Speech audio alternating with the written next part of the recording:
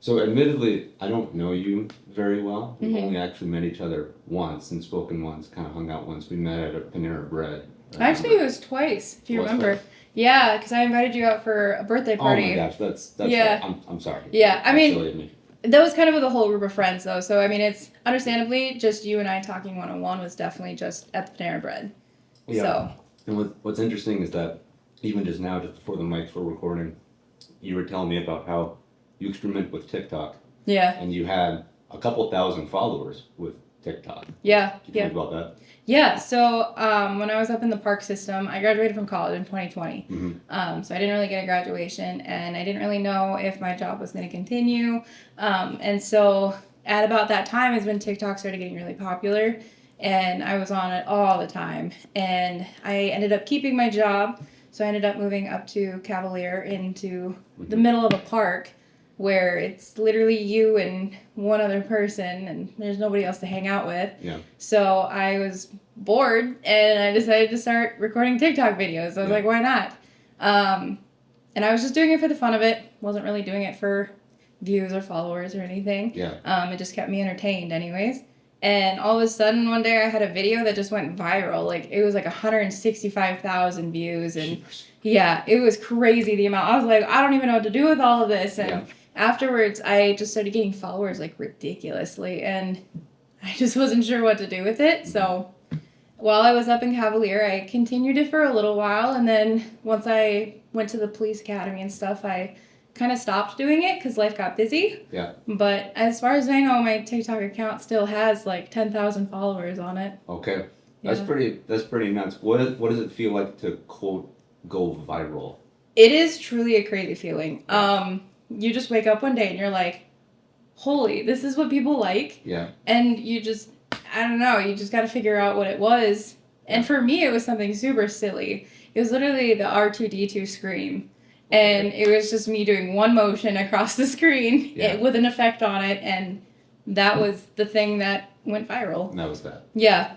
Wow. Yeah. So you were kind of a one-hit wonder then when it comes to TikTok. Kind of, yeah. I mean, I kept trying afterwards because I was like, oh, well, now I've got followers. But, you know, it was just kind of that one video that went viral. Nothing else really kind of took off like that one did. Yeah. And I was like, well, I don't know. It apparently wasn't my calling, but... Yeah. Well, that's TikTok for you. Yeah. Just and then in regards into you, you know, in your career, prior to us also going on the mic, you also talked about how you were really interested in being a veterinarian. Yeah. You know, you want to talk about that at all? Yeah. So I was a sick kid growing up. And one of the things that my parents got me when I was in and out of the hospital was this, like, leopard. That was, like, the size that I was as a kid. Yeah. It was huge. I loved it. That was the thing that, you know, stayed with me in the hospitals when I was in there. So it was just kind of this, like, place filler. But at the same time, I grew a love for animals. And we've always had animals growing up in my household. So it was, like, you know, just a natural thing. And then in high school, I volunteered and did job shadowing at a vet office. I volunteered at zoos, that sort of thing, and I loved it. So I ended up going to college to be a veterinarian, but not just any old veterinarian. I wanted to do exotics. So I wanted to be like a zoologist kind of veterinarian, if that makes sense. Wildlife veterinarian. Yeah. So I kind of did like the wildlife side of things, and so I ended up with a degree in wildlife and fisheries. And I was one class shy of having a pre-vet certificate, and I didn't get it because of COVID, but I could always go back and get it. Okay. But yeah, other than that, my senior year of college kind of realized that wasn't my calling either, so kind of just let it go, I guess. Yeah. It was kind of a hard thing to let go. Yeah, I wanted to say, like, I understand, but, like, I don't, because, like, going from, like, again, TikTok to veterinarian, like, you know, you're casting a wide net just with your life, you know, and, like, I can't imagine, like, leaving such a lucrative career potentially, you know, because, like, that's what people, you know, as kids, like, you know, you ask us, what do we want to be when we grow up? We'll say, like, an astronaut, a rock star. Some people do say, like, veterinarians, I want to work at zoos and stuff. And so, yeah, that's pretty crazy. But what's also crazy, too, is that another career path that people say that they might want to be when they grow up is some involvement via law enforcement. Yeah. You know, whether that's a typical beat cop, highway patrol, sheriff deputy, so on and so forth. And you actually have experience with law enforcement. And so if you could give a breakdown of what you did and where you did it, and then we can just go from there. Yeah. So I was a sheriff's deputy for 3.5, almost 4 years in Grand Forks County, North Dakota. It's kind of crazy how I got there because, like I said, I went to college to be a veterinarian. Being in law enforcement was nowhere near on my radar. Okay. I never saw it as a potential future career, never saw myself doing it. But it is kind of funny because I found out just recently that my dad's dad, so my grandpa, was actually a sheriff's deputy. Okay. And he was the chief of my small town that I grew up in. And so it was kind of cool. I got handed down those things when I went to the police academy and kind of learned that, not only was my grandpa in law enforcement, but my dad was also, he was a firefighter and EMT. Mm-hmm. And then my mom worked in the hospital for several years. So it kind of runs in my blood that we're first responders. And it never, clicked in my brain that was something that I was going to potentially end up in. Yeah. Because veterinarian that was the thing growing up. Right. So after being in the park system, I really liked being in the parks, and I wanted to continue being in the parks, but in order to continue being a park ranger, I had to go to the police academy. So that's kind of how I got there. Okay. Ended up at the police academy. I'm not going to lie to you, I was scared to death. Sure. Mainly of pepper spray. Okay. Pepper spray to me is still the scariest thing on this earth. Yeah. Even though it's an all-natural thing, but it's crazy painful, or at least I didn't react well. Yeah. Not everybody reacts terribly. Sure. But that was one thing I was scared of. It's one of the very first things that you actually end up doing in the academy. Yeah. So it was nice because once I got past that part, I wasn't terrified of what I was doing anymore. It was just, okay, this is mentally and physically challenging, but if I can get through the pepper spray, I can get through this. Yeah. So ended up about halfway through the police academy, and what my dad likes to call shiny quartering me. I saw the sparkly things, all the fun things that I could be doing with this, peace officer's license. And so I decided, well, geez, I'm only 21. Yeah. 22. Might as well give it a try. Yeah. So I applied to Grand Forks County, and that was the only place that I had applied for, other than a couple of places that I applied to prior to the police academy. And they accepted me right off the bat. So I was like, well, perfect. I must have did something right. Yeah. So then that's how I ended up there. So. Okay. So then, speaking on the training regimen of it, people I think have a very narrow mindset of what police actually do. We watch TV, we watch movies about it, and stuff we see on TikTok as well. But I don't think people get a good understanding of what the training is that goes into it. I certainly don't as well. And I think that also people, when they look at, say, the negative connotations of police, they think they need more training, or clearly this was a bad egg, or something like that. But just speaking to the training regimen, you talked about the pepper spray. What else about the training regimen stood out to you that kind of shaped you into the person that you are now? Yeah, honestly, for me personally, it was, you learn a lot of different things in the academy. And actually right now I'm teaching kids about what they learn when they go to the police academy and what they have to learn in order to become a law enforcement officer. And you learn your CSI, your crime scene investigations. You do taser in the state of North Dakota. You don't have to be tased. Yep. To me, that kind of stood out because, you have to be pepper sprayed in the state of North Dakota. You have to do it in order to pass, but the taser is optional. Me personally, I chose to be tased. Crazy story. I actually told all my classmates that I would fight them all to be first. Okay. I know this sounds crazy, but I literally told them, I was like, I will fight you to go first because I'm not going to sit here and watch all of you be tased and then be expected to do it. So, sure. You wanted to get it out of the way. Yeah, wanted to get it done, and I just didn't want to see how everybody else was going to react to it. I personally hadn't seen a whole lot of tasing videos prior to that, so I had no idea what to expect with it. And honestly, the click that a taser makes when it is deployed is, it's like PTSD, instant PTSD. Yeah. The moment you hear it kind of being shot, basically. Yeah. So it was like, I'm just going to get it done with. Don't have to worry about it then. So yeah, the taser, and then you got your firearms training. That is something that they take very seriously. If you can't get it, they will kick you straight out of the academy. Okay. So they take their training very seriously in the academy. Yeah. And in regards to like, you talk about a taser that's a non-lethal versus a firearm which is lethal. I think people, you look at like the Army, for example, I think a big selling point of the Army is that you're just going to go out there and get to just mow down bad guys. Yeah. People want to just get behind a weapon, and they don't really think about that, like, because movies and video games have glorified it, but like, you're literally taking a human life potentially. Yeah. Even in protection of someone else, not just your own body, but someone else's, that's still a heavy act. And so, was there ever a point throughout the training process to where you're like, holy guacamole, I'm going to be literally defending myself and others potentially? Yeah. Like, did that ever deter you, or did that make you want to go in deeper? Honestly, I mean, it never deterred me. There was never really anything that deterred me. It just honestly piqued my interest more. But speaking of the firearm stuff, like, there was a moment where, you get handed a blue gun. It's literally just a mold of a gun. It's not even real. You can't load it. You can't move it. You can't pull a trigger. Like, it's just a model. And you are expected to wear a quote-unquote duty belt, and the only thing you're wearing on it is this blue gun. Yeah. And, wearing it and everything was weird, but you get used to it, right? Mm-hmm. But the weird part is, when we were first handed this blue gun, we were told to treat it as if it was a real gun.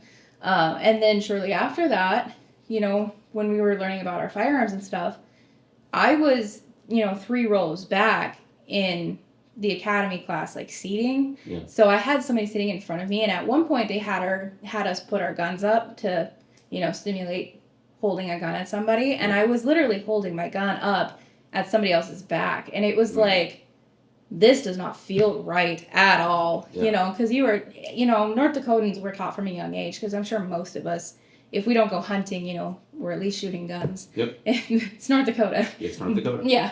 But, for me personally, my dad, he raised me where we were out shooting and hunting and all that sorts of stuff. And you were never to aim a gun at anything unless you were going to shoot it. Yeah.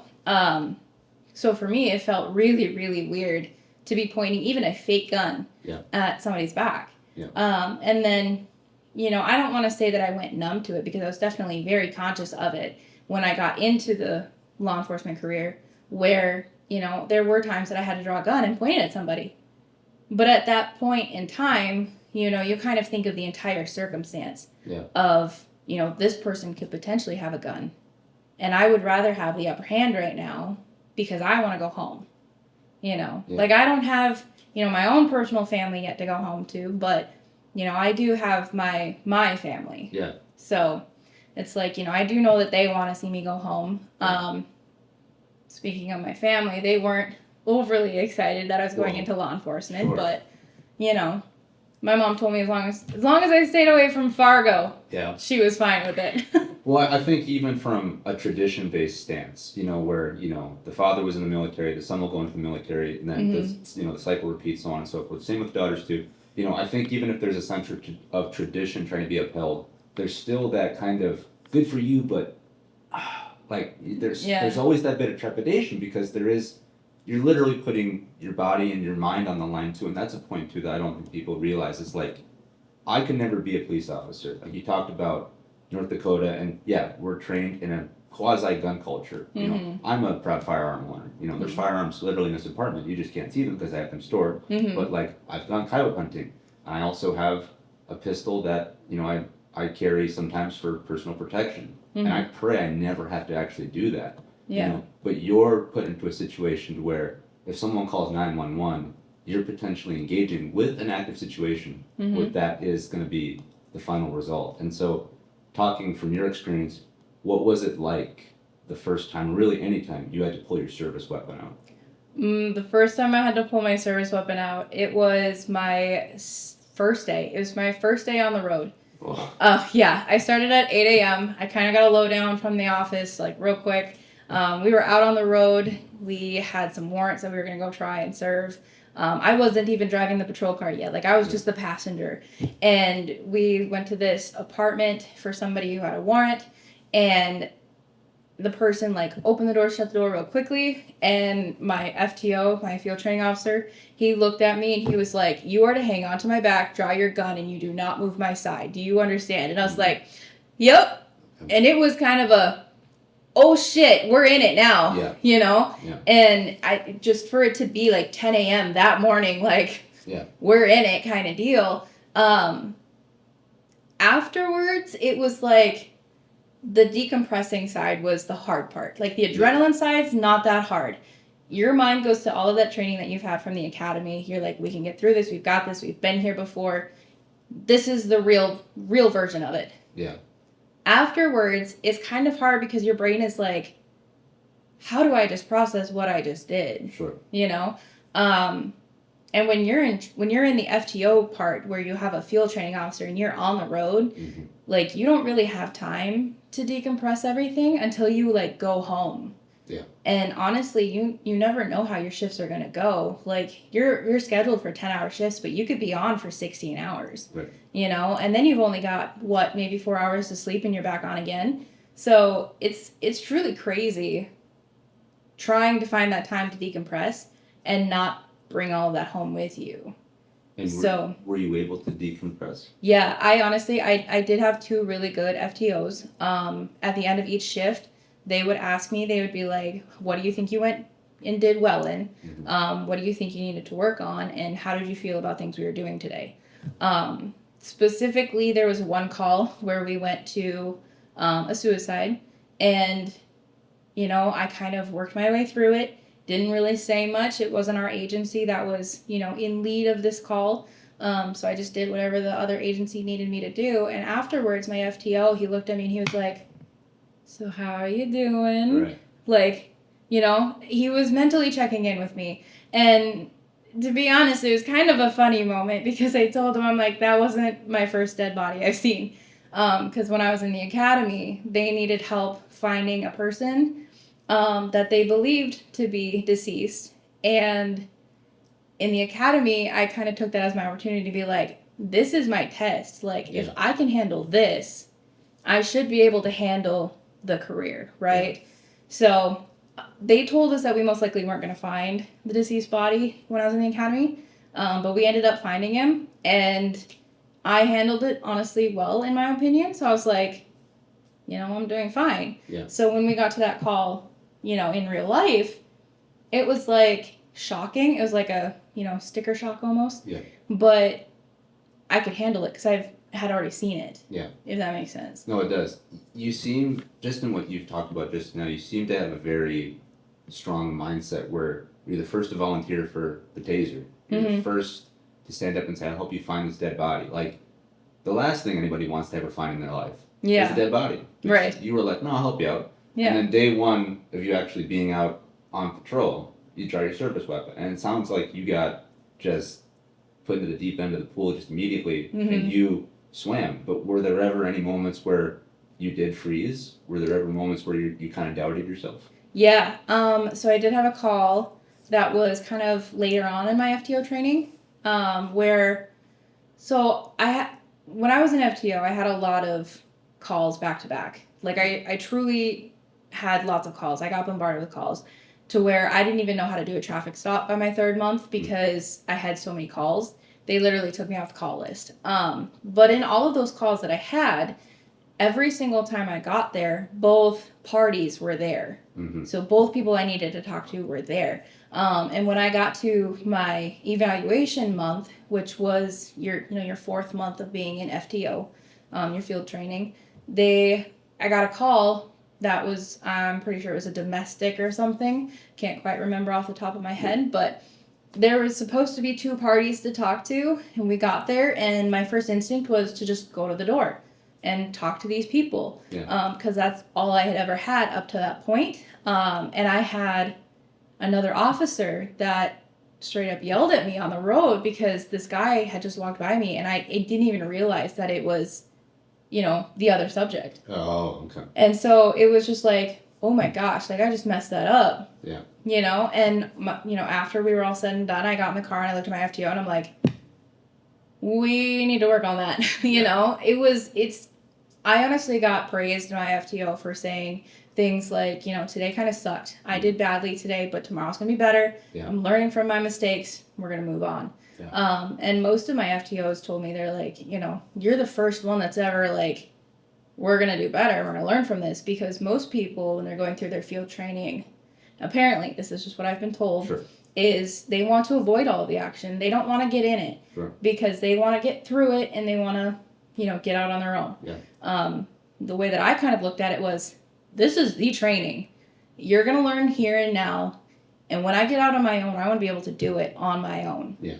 And so it was like, if I'm going to mess up, I'd rather mess up right now when I have 5 other guys here with me than when I get out on my own and I'm truly by myself. Yeah. As a 5'2" female, there's not a whole lot to me, Sure. So you got to have the help while I've got it, right? Yeah. No, yeah, that's a really, again, remarkable mindset that you have. And also, I mean, like as you said, you're not the tallest or the strongest person, Mm-hmm. for this job and whatnot, but just the way you've talked about your career path with the job, it sounds like you really took to it like a fish takes to water. Mm-hmm. Can you share any about your experience about being specifically a woman in law enforcement and just kind of your views on that? Because there's a lot of people who have very negative connotations towards that. Mm-hmm. I mean, you can look at someone and think that person shouldn't be a cop or that woman shouldn't be a cop, but I feel that there's a lot more public ire towards women, and there are people who I've seen in my life who I think, that girl can take care of business, she should be a cop, like she should get down there, so what's been your personal experience as a woman in law enforcement? As my personal experience, I would say it is definitely difficult. Mm-hmm. Definitely more mentally than physically. Physically, I can keep up with the guys. I might not be able to lift as much as they can, but physically, I can keep up with them. I can keep up with the drills and everything. Yeah. Mentally, though, nobody really prepares you as a female in law enforcement to handle the good old boys club. Mm-hmm. Like, I'm not a good old boy, Yeah. I'm not going to fit in with a group of men, and we can try. Us as women, we can definitely try, but we don't fit as well into that society. They don't want to hang out with us after work, because wives or girlfriends will get jealous. Sure. Those sorts of things. And I never thought of those things in the academy. Yeah. I hung out with my academy classmates like we were best buds. We went out every Tuesday night drinking until we were practically blacked out, Yeah. Don't get me wrong, that was probably not the wisest decision at the time, but... Hey, we've all been there. Yeah, that's how we got through it. So, but once you get out in the workforce, I went with an agency that had literally only one other woman in law enforcement. Yeah. And, it's that sort of aspect too where, I recently... probably this summer, I think it was in May, I had gone to a women in law enforcement conference. Mm-hmm. And it was like the one training that I desperately wanted to go to. And it was crazy to me that there were more men at that conference than women, because it wasn't just for women. It was for any women law enforcement and their superiors. Okay. So like their sergeants or whatever.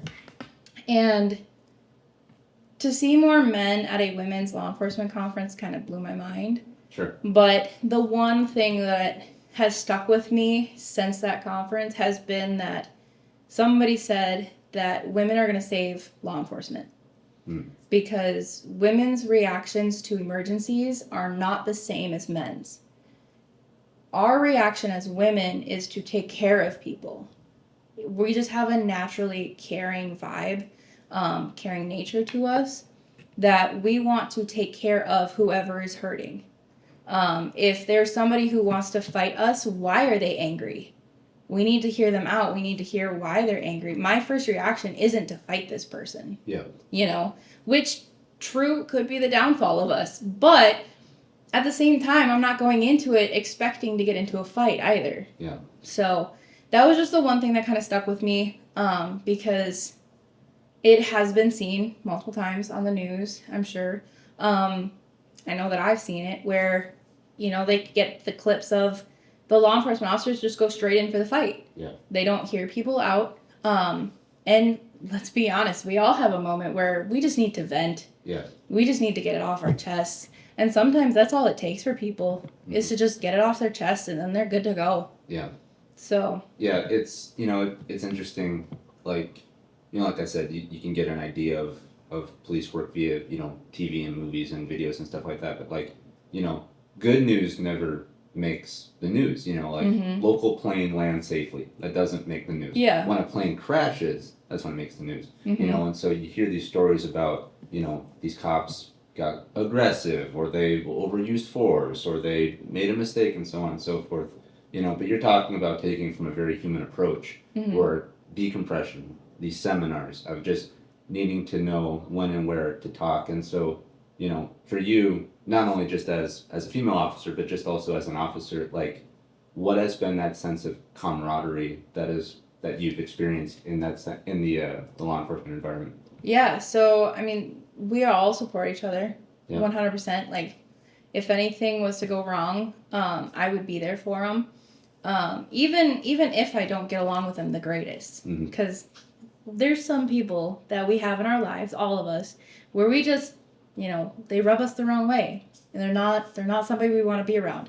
And that's the same with, you know, law enforcement. Not everybody that I worked with I got along with the greatest. But that doesn't mean that I can't be professional with them. So, you know, you just kind of got to work with them, and, you know, you find your clique. You have to find that person that you're able to talk to. My nighttime FTO, I don't remember the full conversation he had with me, but my first night I was with him, the one thing he said that is still stuck into my mind this day is, "I'm not your friend." And I stopped listening after that point because my brain went, bet. Sure. You know, I'm going to take that as a challenge. Yeah. And he truly did become one of my good friends.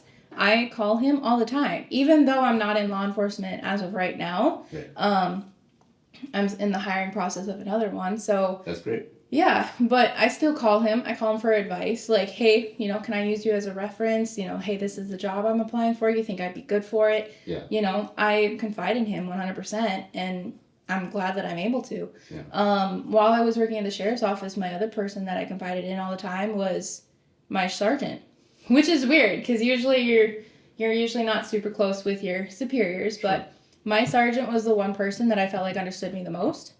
And I don't know, it was also funny. The first time I met him, he just kind of had like this grumpy vibe to him and just didn't seem like a super lively person. Yeah.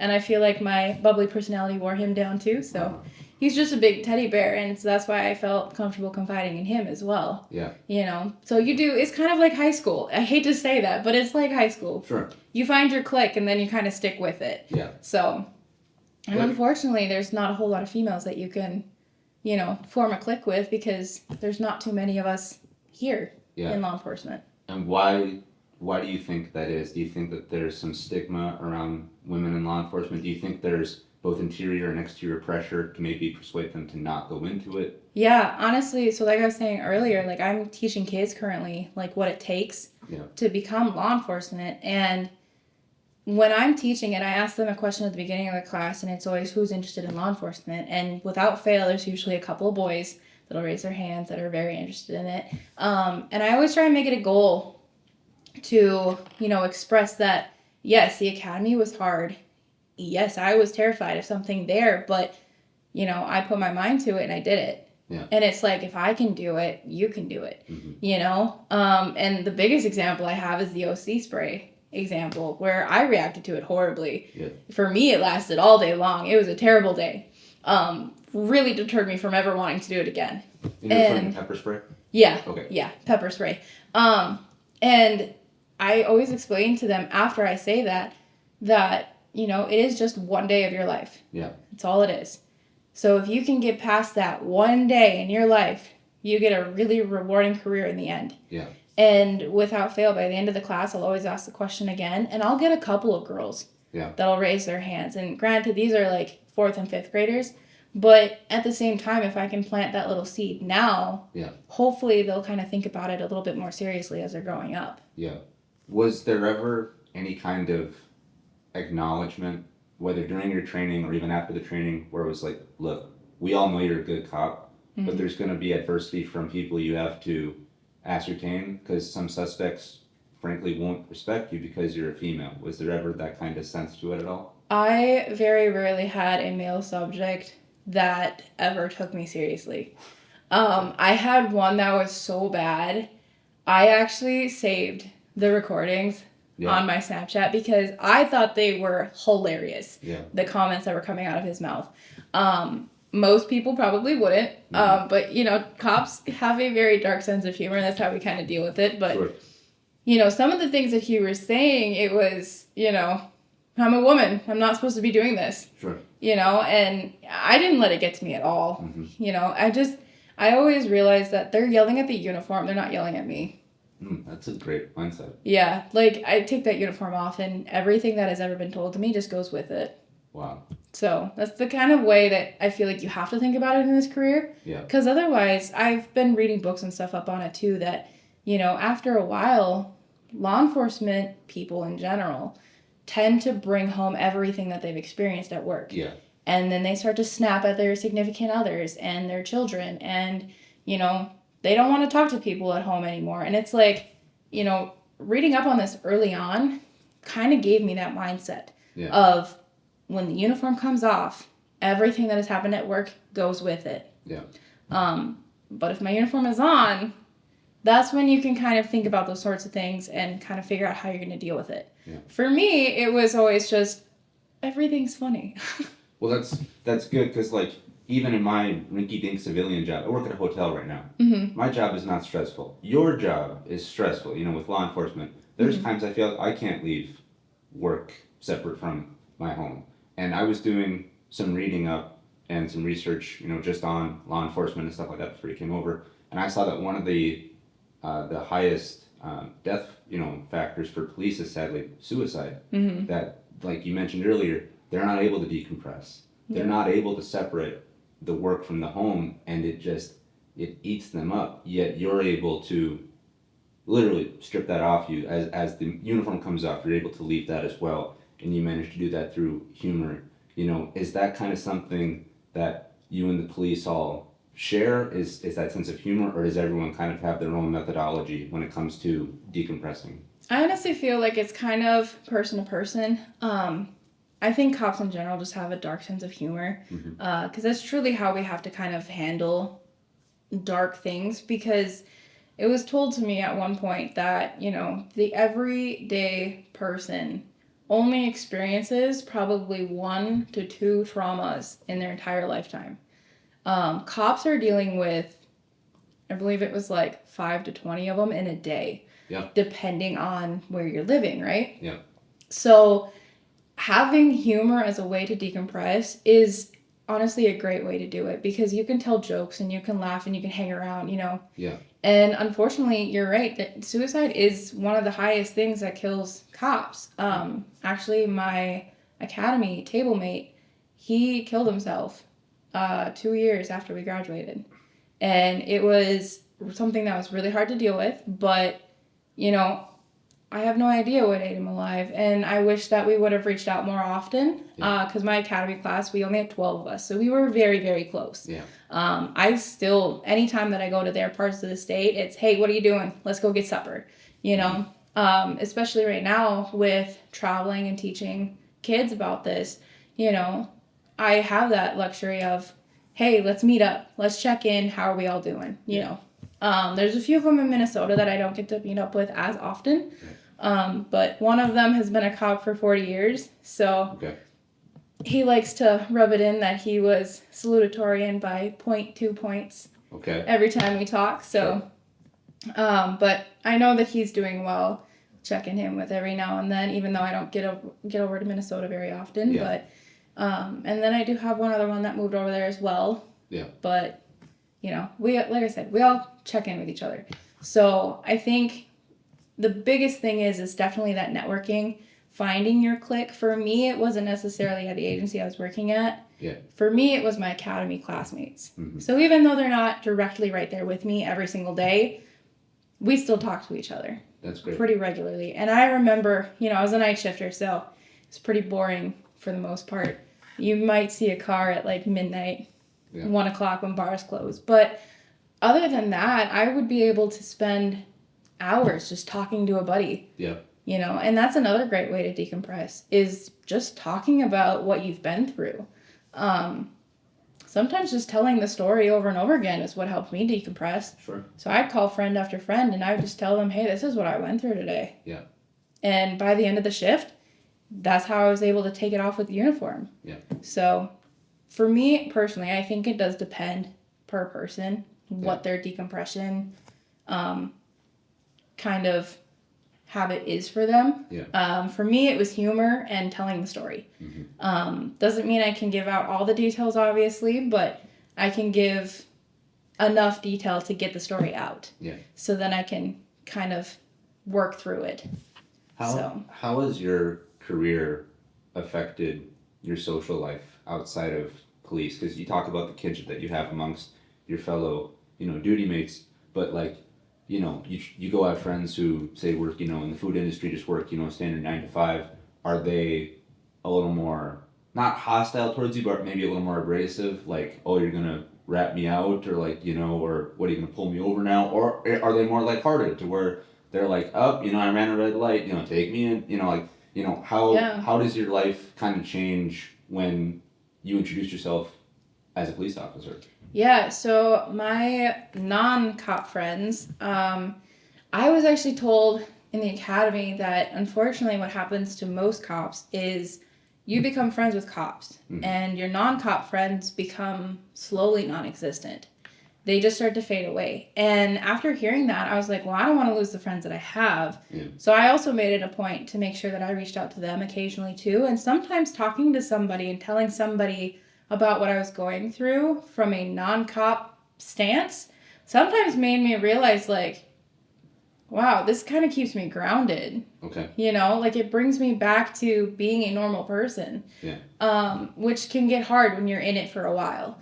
Now being in a normal 9 to 5 job, for right now anyways, it's very difficult for me because it's not adrenaline filled. It's not high paced. Like, I just go to work and I do same boring thing every day. Yeah. But I have a job right now where I get to talk to people day in and day out, and I still feel like I'm changing people's lives. I work for a jewelry store, so that's great. Helping people find engagement rings is like one of my favorite things to do there. Yeah. So I still feel like I'm touching people's lives. It's just a little bit of a different way now. Yeah. But yeah, having non-cop friends, I feel like do ground you a little bit. And I have one that lives an hour and a half away from me, north of Grand Forks. Mm-hmm.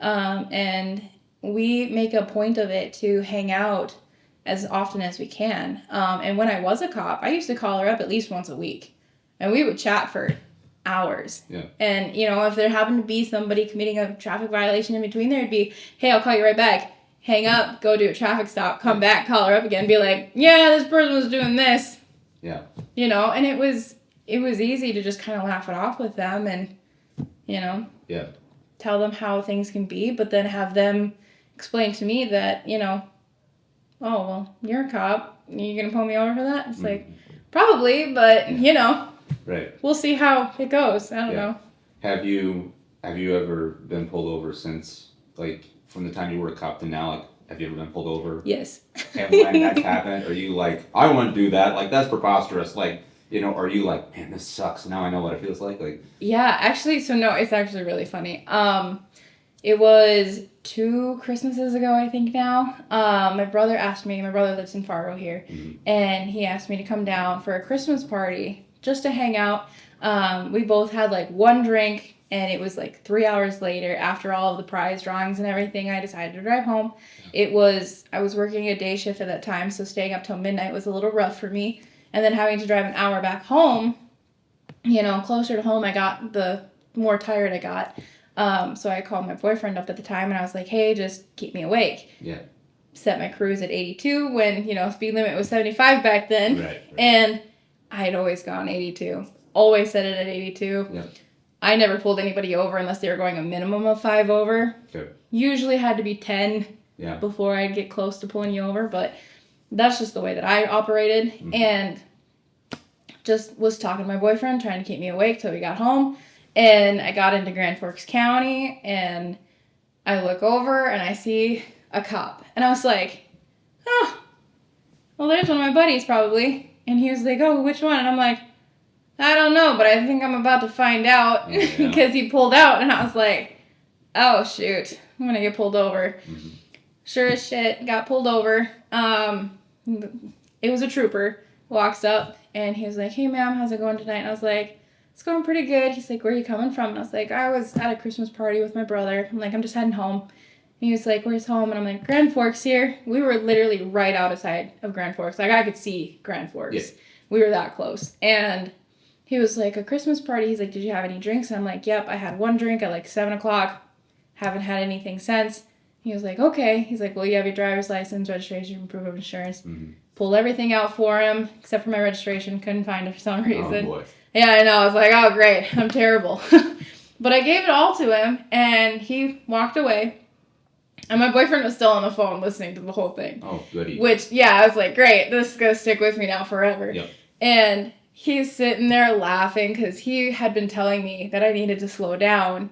And I told him, I'm like, I'm not going to slow down. I'm like, I always go 82. I just want to get home. Yeah. You know, I just want to get home. I'm tired. Mm-hmm. And so he's sitting there being like, I told you so. Like, you should have slowed down. And I was like, yeah, this is what it is. And the trooper comes back. He hands me the ticket. He's like, you know, caught you doing 82 in the 75. He's like, so I cited you for 82 in the 75. And I was like, okay. And he's like, but otherwise, he's like, you're good to go. I showed him my registration because I did find it. Good. And yeah, promise I'm a good citizen. Yep. Showed him that. And he's like, yep, you're all good to go. He's like, you drive safe. Have a great rest of your night, ma'am. And I was like, thanks. And then all of a sudden I was like, wait. I don't know this trooper. So I leaned my head out the window and I was like, wait. I was like, come back here. He's like, yes, ma'am. And I'm like, by the way, I'm Deputy Heitkamp. It's really nice to meet you. Yeah. And he literally hung his head and he was like, ugh. And he tried to pull the ticket out of my hand and I tossed it in my passenger seat. I was like, no, man. I was like, you're doing your job. You know, I'm going to pay it. It's totally fine. Yeah. And yeah, so he's like, you should have told me. And I was like, I wasn't going to tell you. You're doing your job. So he was going to give you a pass then? Yeah. Okay. Yep, he was going to. And I told him, I was like, no, I'm going to take it. You did your job. Yeah. That's the decision you decided to make. And that's why I waited to tell you. And I told him, I was like, I'm only telling you who I am now because I don't know you. And I'm probably going to work with you in the future. So I figured I'd introduce myself now. Yeah. And then he started walking back to his squad car, and it was really funny because he yells back, and he's like, now I feel like an asshole. Uh-huh. And I was like, well, you don't need to, but... Yeah. So, but that was the only time. Yeah. What an interesting way to meet someone. Mm-hmm. Yeah. Definitely. You talk about belonging to Grand Forks and being, you know, a deputy there. You know, I think when people think of cops, they're like, you know, if you're not in New York, LA, or Chicago, you don't know what it's like, you know, because that's the bad areas. But, I mean, just reading the local news, sadly, anywhere can be awful. From killings to drugs to human trafficking, sadly, whether it's Fargo, Grand Forks, Bismarck, Minneapolis, doesn't matter. There's sadly crime everywhere. Mm-hmm. And so despite you not being in, you know, a real flashy area for law enforcement, because again, there's no cop show set in North Dakota. Right. You know, like, unless maybe the show Fargo is, but, you know, semantics. But for you, being in Grand Forks, like, despite us being, you know, oh, hi, you know, go ahead there. You know, despite us being in North Dakota nice. Yeah. What was the environment that you were in Grand Forks? Like, what did you get exposed to where you're like, wow, like, being a cop is going to be rough no matter where I am? Well, believe it or not, North Dakota people are just extremely nice. Like, most people, I kid you not, at the end of a traffic stop, even if I gave them a citation, would still say thank you.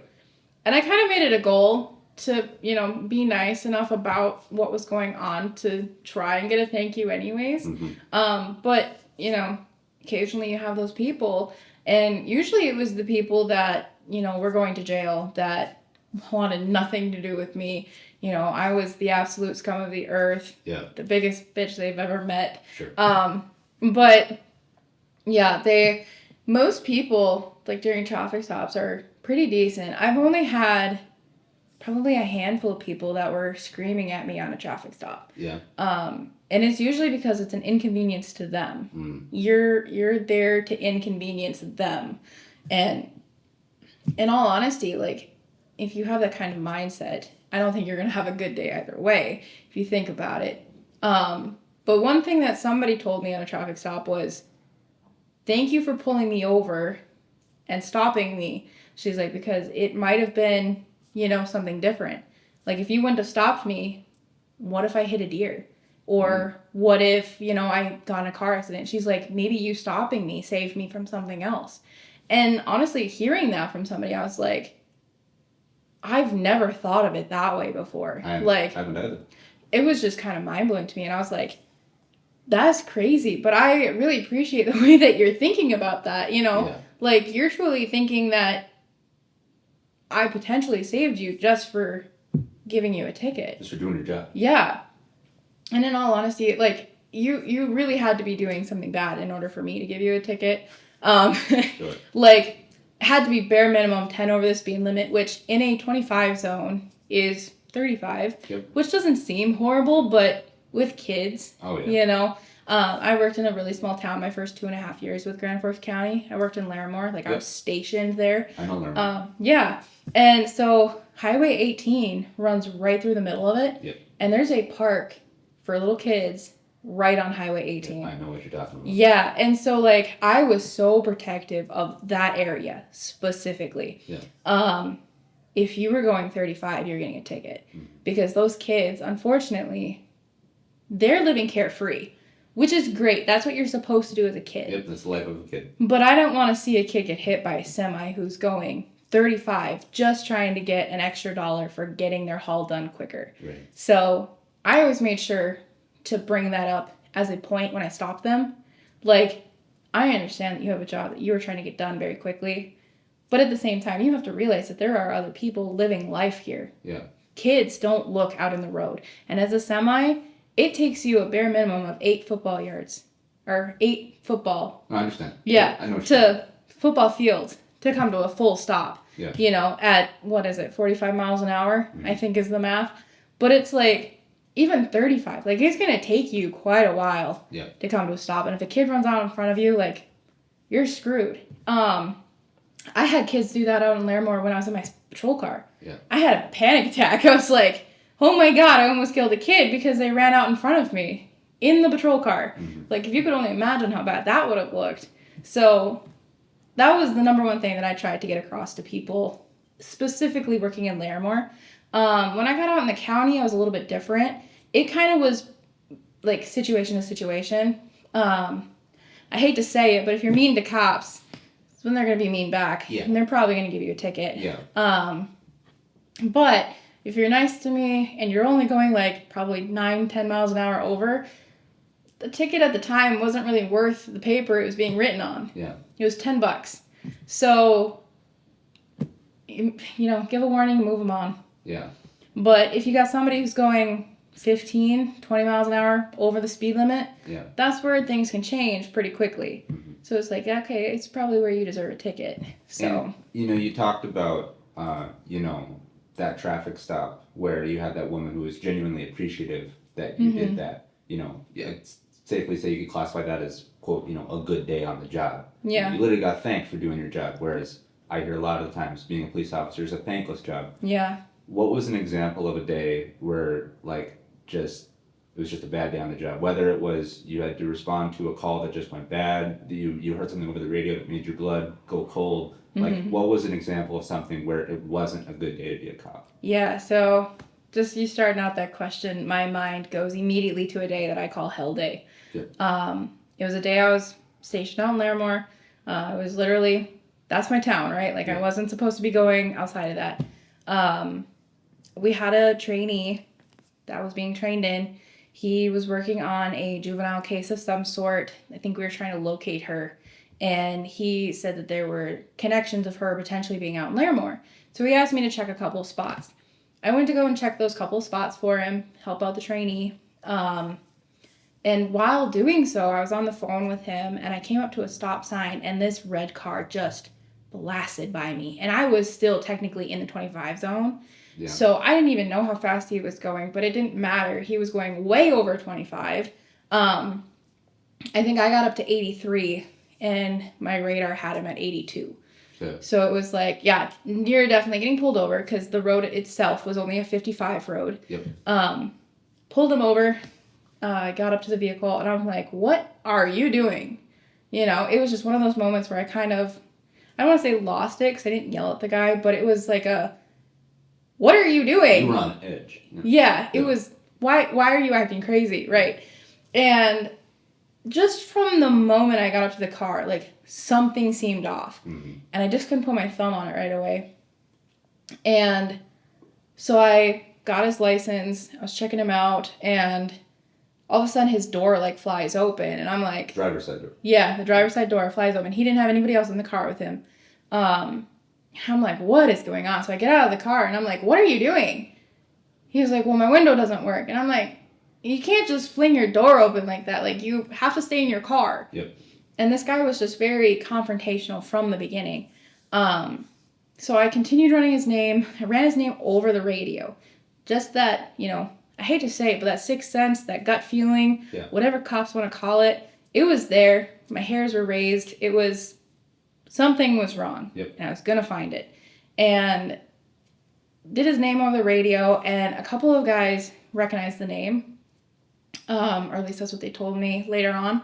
And they started immediately heading that way anyways. Not emergently, like, they were just casually working their way that way. Yeah. And it came back that he was on parole and probation. So another officer shows up. It was a state trooper that showed up. And he, can't remember if he personally knew the guy or not. If I vaguely remember, I think he did. Because this guy used to live in Larimore. And so he was like, let's call parole and probation, see what they want to do. So call parole and probation. We were like, hey, do you want us to do a search of him? And the parole and probation officer said, yep, I want you to do a search. Search him, the vehicle, everything. Yeah. So it was like, okay. We get up there, and this guy was adamant. He's like, I have to get to my parole and probation, like, meeting. That's where he was heading to. He's like, that's why I was going so fast, because I needed to get there. Yeah. And I'm like, we already talked to your parole and probation officer. Like, she knows you're here with us right now. She wants us to do this. And so we told him we were going to stick him in the backseat of my squad car. And he was not about it. He was not going to get in that squad car. We had another deputy finally show up. And it eventually became game plan that they were going to keep an eye on him walking down the ditch while I searched the vehicle. Mm-hmm. That gut feeling was still going off. So I would, like, pick something up and kind of look at it, but I was mainly watching him in the ditch. And eventually at one point he comes up the side of the ditch. He comes up alongside the vehicle. And next thing I know, he sits down in the driver's seat. The vehicle is still running at this point, and I am now at the trunk. Yeah. And so I immediately, like, put stuff down and I back away from the car. Because I'm like, this is not going to be a good spot for me if he takes off.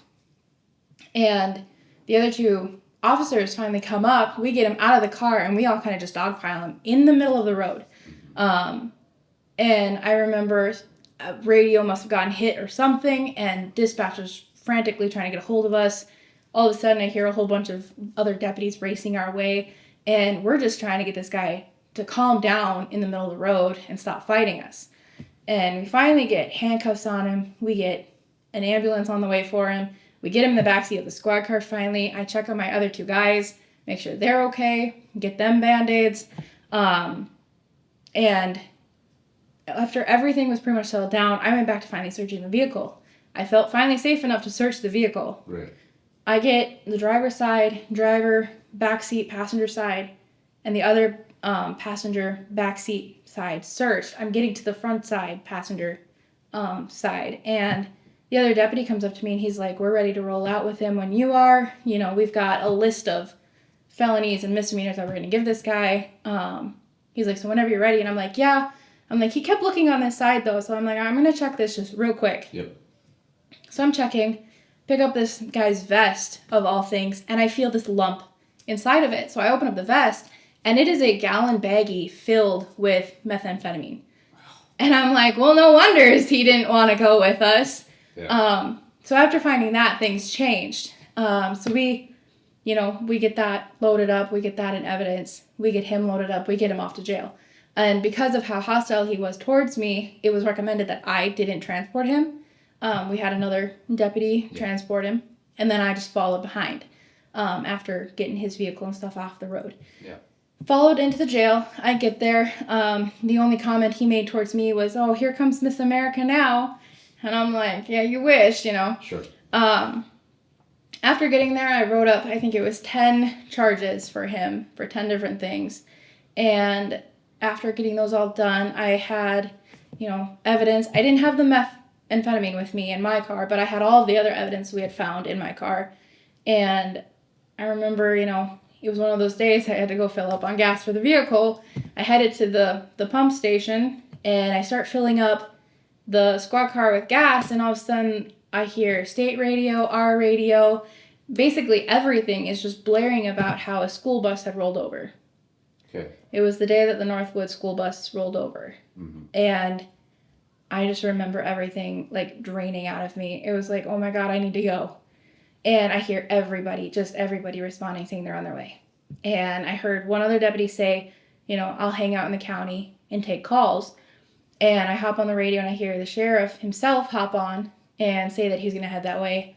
So I hopped on and I asked a sergeant, I'm like, what do you want me to do? I'm in Grand Forks. I'm like, I can head that way or I can hang out in the county, whichever you want. And he was like, why don't you head this way with us? If we need you back in the county, we'll send you back to the county. Sounds good. I ended up finished filling out my squad car and I raced at what my squad car maxed out at, which was 124. Okay. All the way across county. We were actually in the next county over. And as soon as I got there, parked the squad car, I was probably a solid 3/4 of a mile back from the rollover. I never even saw the rollover. That's how many first responders were there before me. And I start walking up there and I get to the Larimore ambulance, who I was also volunteering for at the time. And they were going to throw another deputy in the driver's seat who had never driven an ambulance before.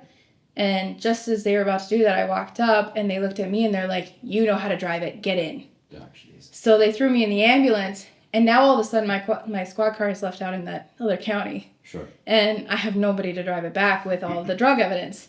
So I get in the ambulance and I'm hauling ass in the ambulance. You're not supposed to drive over a certain amount of miles per hour in an ambulance. But I was like, you know what? I'm a deputy in here. I had a red card. So anybody who's got, medical first aid responder information knows that a red card means that it's somebody who's very on edge at that point, somebody who's not doing well. So they really need to get to a hospital. Okay. And I took it upon myself. I was like, nope, we're going to get you there. Yeah. And I hauled ass in that ambulance to get her there. We were pulling into the Altru hospital, and they already had the helicopter ready for this girl. That's how severe she was. And we were pulling up, and I remember this was the one kind of good moment of the day.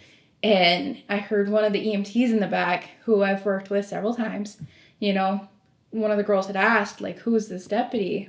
And she's like, this is Deputy Heitkamp. And she's like, is that the Larimore deputy? And the EMT's like, yeah, yep, she's the one who's out in Larimore. And she's like, she's the one who pulled me and my dad over. Yeah.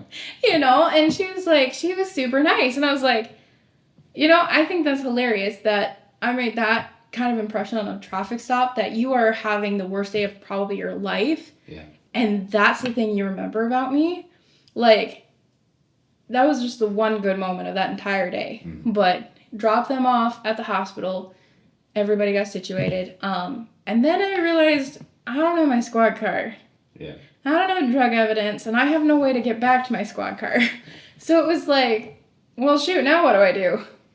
So thankfully, there was a couple of deputies that were coming back from training. I had left my keys to my squad car on scene with the sergeant. They picked up my squad car, brought it back for me. I ended up picking up my squad car, bringing it back to the office, and of course spending, I think it was 4 to 5 hours alone, writing up 2 reports. Sure. And I did have a mental breakdown in there. Yeah. Because it was go, go, go from that morning to 5-6 hours after my shift was supposed to be done. Yeah. And it was just, holy crap. I can't believe I just did all of that. Yeah. Grateful that none of the kids died in the accident. Unfortunately, the driver of the other vehicle that hit the school bus did pass away, but everybody on the school bus was safe. Okay. So it was just kind of crazy how I went from my first fight ever in my law enforcement career and a big drug bust all at the same time to a school bus rollover of all things. And it was how does anybody kind of deal with that? Like, beats me. Right? Like, you can't really throw humor in on that one. Like, there's nothing to be funny about it. So there's just that one good moment of the impression that I left on this one girl, this poor girl that was being hospitalized.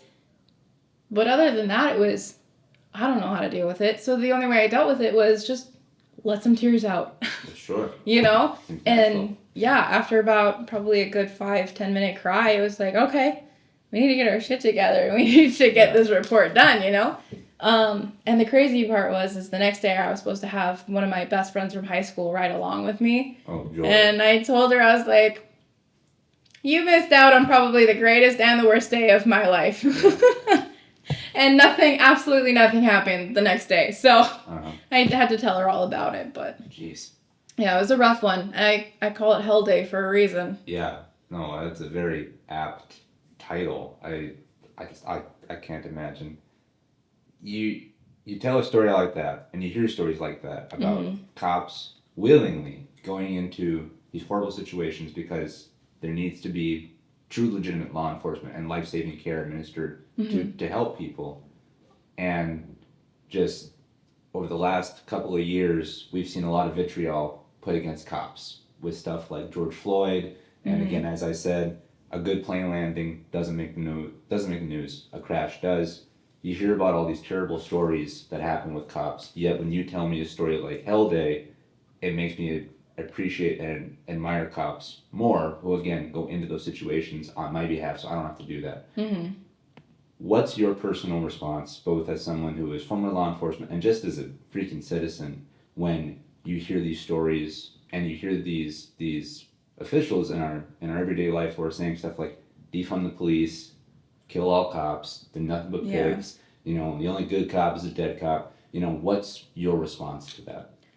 My response to that has gone from an angry response to every career. It does not matter what career you talk about, what job somebody is working, but you always have bad apples. You always have bad apples. And unfortunately, the media, like you said, do not catch the good moments. Right. The good moments go on TikTok. They go on Facebook videos. But they don't get the views that they deserve. My TikTok is actually filled with cop videos. Like, that's all I get on my feed now.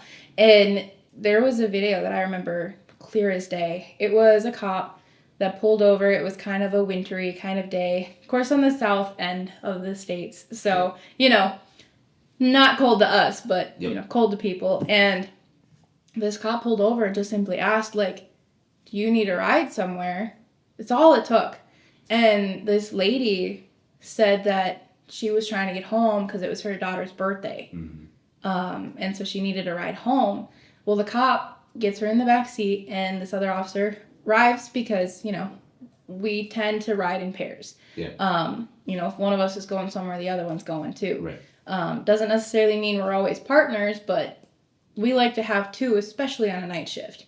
Just because you never know. That's kind of when the crazies come out, is the nighttime. But basically, this cop pulled over, offered this lady a ride. She gets in. Other officer pulls up and is like, what's going on? And he's like, this lady's just trying to get home for her daughter's birthday. He's like, she doesn't have anything for a birthday. He's like, and I kind of want to do something for her. He's like, so I want to buy her a cake.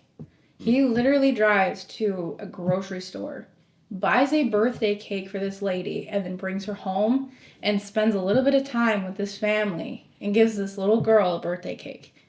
That is something you would never see on the news. No, I never heard of that until you just said it right now. Yeah, and so it's like, there are so many cops out there like that. Like, I've done that so many times, and like, you get told a lot in the academy that everybody's trying to kill you. Everybody's out to get you. And there is a part of me that to this day, even though I'm not in law enforcement, is like, this person's trying to wrong me. Like, this cynicism is there. You know?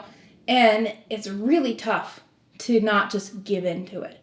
But at the same time, I'm somebody who has such a big heart that I'm like, there's no way everybody is trying to get me.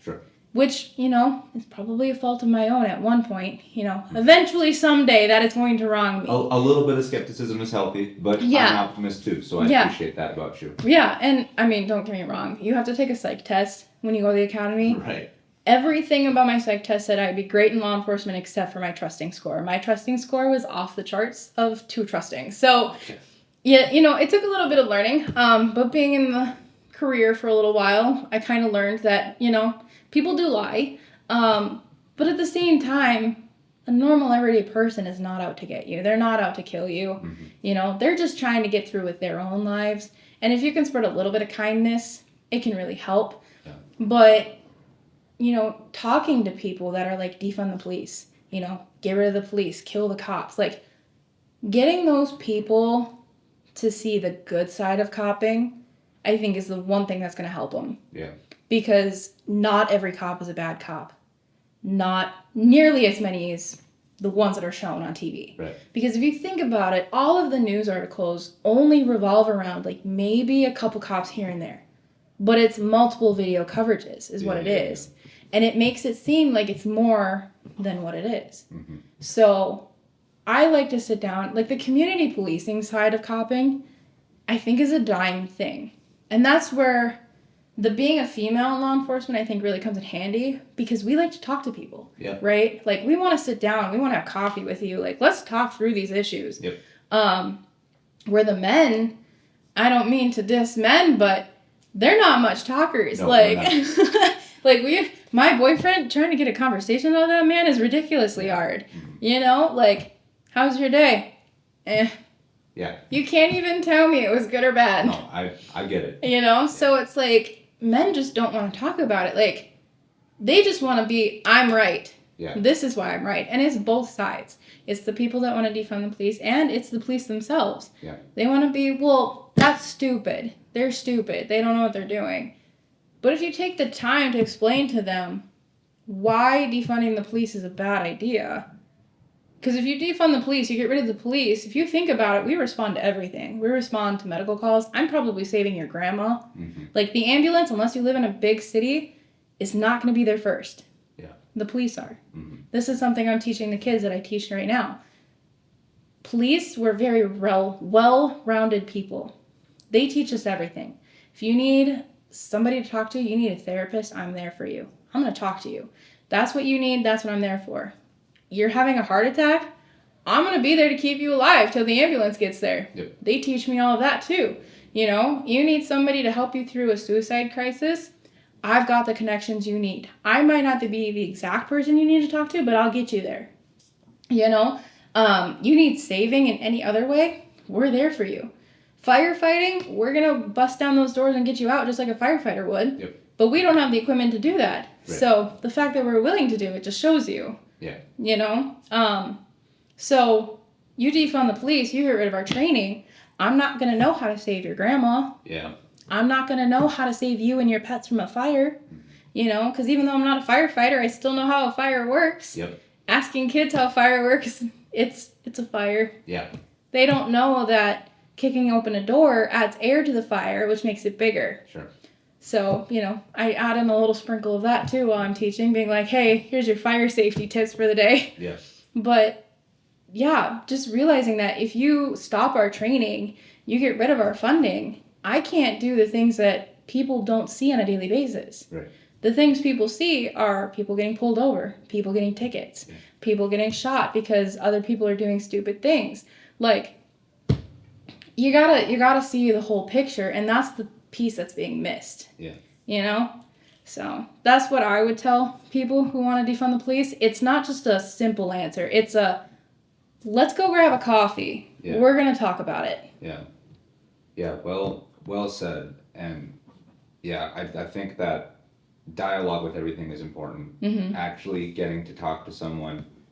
Like you're a very good resource for myself because I'm actually getting a hands-on approach to all this stuff. But even if someone doesn't have access to a law enforcement officer per se, just talking about their feelings with someone, whether that's a friend, a coworker, or a specialist, is important. But it's sadly a lost start. But look, with this podcast, I want it to both be entertaining and educational. And you've provided that in spades today. You've been entertaining and telling your stories and just being friendly and bubbly, but you've also been educational in presenting what the training is like, what the execution of the training is like, and how your own mental space goes about being a part of the, the law enforcement career. And I really appreciate you taking time out of your day to not only educate me and to entertain me, but also for the listeners as well. And one of my favorite slogans associated with law enforcement is, the slogan is to protect and serve. Yep. And I truly want to say thank you for both protecting the community and serving it. You haven't personally had to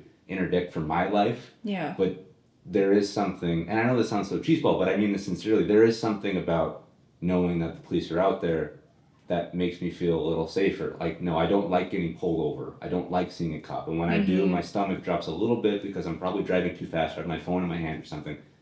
But I do appreciate the true, genuine services that law enforcement provides. And if you haven't been told that recently, I just hope that you know that you and your fellow law enforcement, people are appreciated. And honestly, like, I don't want to say it's weird to hear it, but it is. It is weird to hear it. You said it earlier on where it is a thankless job, and honestly, we get so used to it being thankless that when we do get thanked, it's almost like somebody who hasn't had a hug in a long time, and we're just like, I don't know what to do now, because we're just so not used to it. But hearing it, we always appreciate hearing it too, because it just, certifies to us that we are doing a good job. Yeah. And we are truly there to protect people. And the people who don't understand that, like, the way I like to present it to people who, especially the people that we were just kind of talking about, the defunding the police people, it's, think of what it would be like if police weren't here. What if your house got broken into? Yeah. Who are you going to call? Yeah. You can't call a social worker. Yeah. It sounds like a cheeseball campaign slogan, but it's true. It's true. Like I said, I don't like getting pulled over, but if I'm in a situation where I need law enforcement, I want to know that when I call 911, they're coming. Right. And I'm not going to get a dial tone of sorry, we're unavailable, or all units are, out. It's like, well, right. I need help now. Yeah. Yep. And honestly, too, like you're talking about the not wanting to get pulled over. Like, I don't want to get pulled over either. Right. And I was pulled over once as a deputy, off duty. Yep. But I got pulled over 2 times before that, and I got citations, and I wasn't rude to them. Like, was it kind of a bummer? Yeah, it definitely was. And honestly, here's even a funny story about it. So, you see a cop on the side of the road, everybody's first reaction is, oh shit, slow down, right? Yeah. Because most of us guaranteed are going probably 5 over. Yeah. So even when I was an FTO, I literally was driving by a coworker. I was in a squad car. I was driving by a coworker, and I literally hit my brakes to slow down on the way to a call because I saw a cop on the side of the road. Just muscle memory. Yeah, and honestly, my FTO looked at me and he was like, "Did you really just slow down?" And I was like, "Sure did." Yeah. Because it's so ingrained in us that. We like to be not caught in what we're doing wrong. Yeah. And so even as a cop, like, those things are still ingrained in us. We don't want to get caught either. Yeah. So it is what it is, but eventually as a cop you get over it in a squad car. But sure. Even in my personal vehicle I still do it. So yeah. No, like we said, it's muscle memory. Yep. But yeah, no, listen, truly, I want to say thank you for everything. I want to thank you for providing the insights and the one-on-one perspectives for all this stuff. I think more people should back the blue, but I tried to empathize and sympathize with people who have a hard time with that, whether that's through personal experience or just honestly from what they see online. But as you've just said repeatedly, talking with people, having dialogue is crucial. It's important. It needs to be had everywhere, but an open dialogue about law enforcement, I think, could go a long way. And if this podcast can foster any kind of conversation, then that's, mission accomplished, in my opinion.